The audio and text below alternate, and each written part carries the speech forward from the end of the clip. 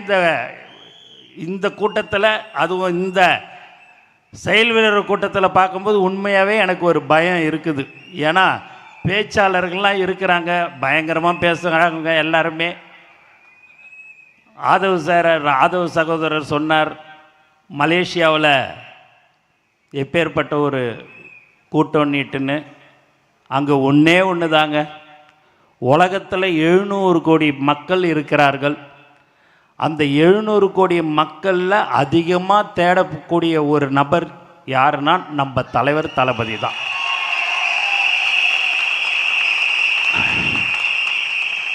அந்த 14 மணி நேரம் மலேசியாவில் மக்கள் அந்த நிகழ்ச்சிக்கு கலந்து கொண்டார்கள்.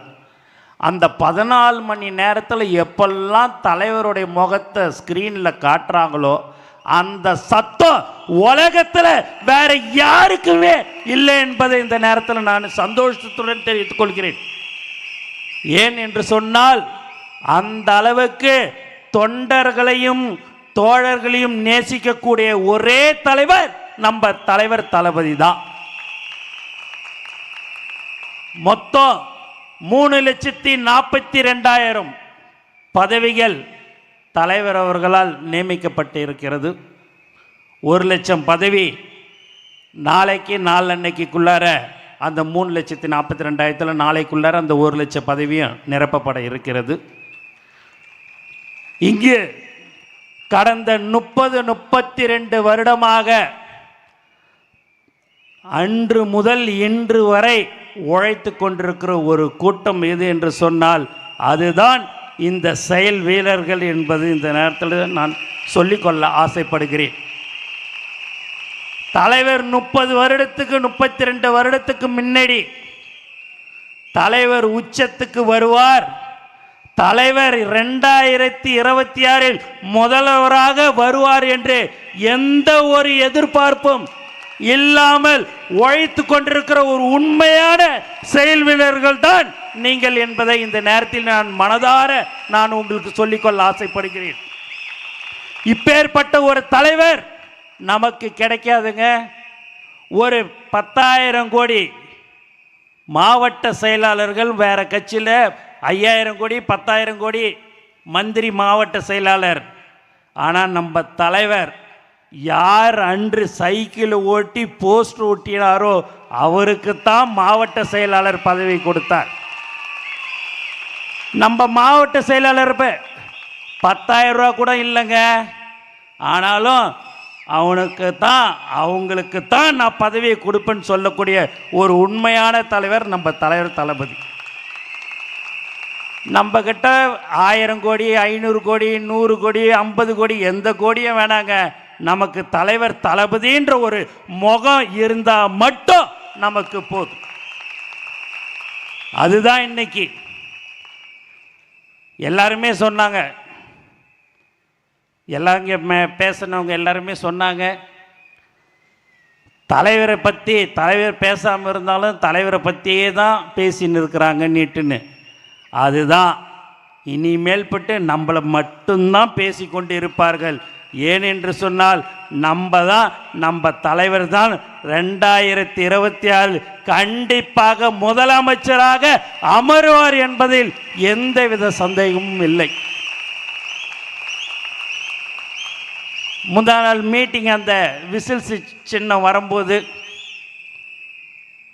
மீட்டிங்கில் நான் முடிச்சுட்டு வரும்போது ராஜ்மோகன் அண்ணன் விசில் சின்னம் வந்துடுச்சிங்க அப்படின்னார். ஆனால் இருக்காதுண்ணே, அது இன்னும் 2-3 நாள் ஆகும் பிறகுண்ணே அப்படின்ற மாதிரி சொன்னேன். இல்லைண்ணே, எல்லாரும் செய்தி அனுப்பிச்சிருக்கிறாங்க, எல்லாம் அனுப்பின்னுக்கிறாங்க, சரி அப்படியே விட்டுருங்கண்ணே அப்படின்னு சொல்கிறதுக்குள்ளாரியே நம்மளுடைய தமிழ்நாட்டில் நம்மளுடைய சின்னத்தை 5 நிமிஷத்தில் செவுத்தில் வரைஞ்ச ஒரே கட்சி தமிழக வெற்றி கழகம் மட்டும்தான்.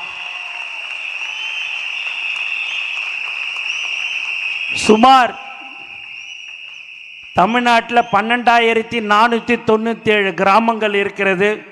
அந்த 12,497 கிராமங்களிலும் விசில் சின்னம் வரைந்த ஒரே கட்சி தமிழக வெற்றி கழகம்தான். எல்லாருக்கிட்டையும் பணம் காசு இருக்கலாங்க, செலவு பண்ணுறதுக்கு மனசு வராது. ஆனால் தளபதியுடைய தோழர்கள் காசு இருக்குது இல்லை, என் தலைவனுக்கோசம் எதையும் செய்வேன், இப்போ எதுவாக இருந்தாலும் செய்வேன் சொல்ல கொடுக்கிற ஒரு உண்மையான செயல் வீரர்கள் தான் நீங்கள். எல்லாமே நீங்கள் பார்த்தீங்க அப்படின்னா பணம் இருக்கும், மனசு வராது. ஆனால் நம்ம ஆளுங்க அந்த சின்னத்தை டிவியில் வந்துடுது கொடுத்துட்டேன்னு சொன்ன அடுத்த 5வது நிமிடமே செவுத்தில் எழுதுறது, லட்டு கொடுத்து வழியில் போகிற வர்றவங்களுக்கு விசில் கொடுக்கறது என்று சொன்னால் எந்த அளவுக்கு அவர்கள் தலைவரை நேசிக்கிறார்கள் என்பதை இந்த நேரத்தில் நீங்கள் தெரிந்து கொள்ளலாம். இந்த செயல் வீரர்கள் என்பது முதல்ல ஒன்றியம், நகரம், கிளை, பேரூராட்சி எல்லாருமே முதல்ல நீங்கள் இந்த மாதிரியான ஒரு கூட்டத்துக்கு இப்போ தான் உங்களை கூட்டிருக்கிறோம். உண்மையாகவே உங்களை பார்க்கும்போது ரொம்ப சந்தோஷமாக இருக்குது. ஏன்னா கன்னியாகுமரியிலேருந்து வரணும் அப்படின்னா 1 நாள் 1.5 நாள் ஆகும். 2 நாளுக்கு முன்னாடி தான் பாஸ் கொடுத்தோம். ஆனால் ஒருத்தவங்க கூட ஆப்சண்ட் இல்லாமல் வந்த ஒரே கட்சி தமிழக வெற்றி கழகம் மட்டும்தான். மற்ற நிர்வாகிகள்லாம் நீங்கள் கூப்பிடணும் அப்படின்னா மற்ற கட்சியில் அண்ணன்லாம் சொன்னது போல் 1000 ரூபா 500 ரூபா கொடுத்து வாப்பா வாப்பா வாப்பான்னு கூப்பிடணும். இங்கே எதுவுமே வேணாங்க, தலைவர்ன்ற ஒரு வார்த்தை தளபதி அவர்களின் வழிகாட்டுதலின்படி அப்படின்னு சொன்னால் போதும், வர்ற ஒரு உண்மையான கூட்டம்தான் நம்மளுடைய தளபதி குடும்பம் என்பதை இந்த நேரத்தில் நான் தெரிவிச்சுக்கிறேன். மாவட்ட செயலாளர்களும் சரி, ஒன்றியம், நகரம் அணி தலைவர்களும் சரி, 2026 நம்ம ஜெயிச்சே ஆகணும். நமக்கு அதுதான். ஏன்னா முதலமைச்சர்னு என்பது வாயால் சொல்லிட்டா மட்டும் போதாது, நம்மளுடைய உழைப்பு கண்டிப்பாக இருக்க வேண்டும். காலையில் 6 மணிக்கு நம்ம பூத்துக்கு போனோம் அப்படின்னா சாயங்காலம் 6-7 மணி ஆனாலும் அந்த பூத்தில் கடைசி வரைக்கும் நாம் இருக்க வேண்டும்.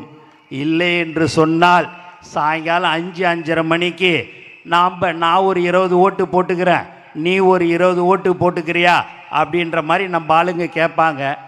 அப்போது மாற்று கட்சி கேட்குறாங்கன்னு சொன்னோன்னே நம்ம ஆளுங்க சரி எனக்கும் 20 ஓட்டு கொடுக்குறியா அப்படின்னு நம்ம நினைப்போம். ஆனால் அவங்க மற்ற கட்சியெல்லாம் பார்த்திங்கன்னா பல வருடங்களாக இருந்தவங்க டம்மியாக ஆளை போட்டுட்டு 5-6 பேரை உட்கார வச்சுட்டு அவங்க 100 ஓட்டை போட்டுக்கின்னு நமக்கு 20 ஓட்டு போட்டு கொடுக்கணுமான்னு கேட்பாங்க. ஆனால் நம்ம தோழர்கள் உங்களை நீங்கள் சொல்லி நாங்கள் அந்த திருட்டு ஓட்டை 20 ஓட்டு நாங்கள் போட வேணாம், எங்களுக்கு மக்கள் ஓட்டு போட்டுட்ருப்பாங்க, அதனால் நான் உங்களை போட விடமாட்டேன் என்று தான் நீங்கள் சொல்ல வேண்டும். இந்த மாதிரி எல்லா நிகழ்ச்சிகளும் அந்த பொதுமக்களுடைய எல்லா நிகழ்ச்சிகளும் அவங்களுடைய வீட்டின் நிகழ்ச்சியிலும் நாம் கலந்து கொள்ள வேண்டும். அது ரேஷன் கார்டு பிரச்சனையாக இருந்தாலும் சரி, அது ரோடு பிரச்சனையாக இருந்தாலும் சரி, எந்த ஒரு பிரச்சனையாக இருந்தாலும் சரி, அதை நாம் தான் அவர்களோடு மக்களோடு மக்களாக நாம் இருந்து அதையெல்லாம் நாம் செய்ய வேண்டும் என்று உங்களை கேட்டுக்கொள்கிறேன்.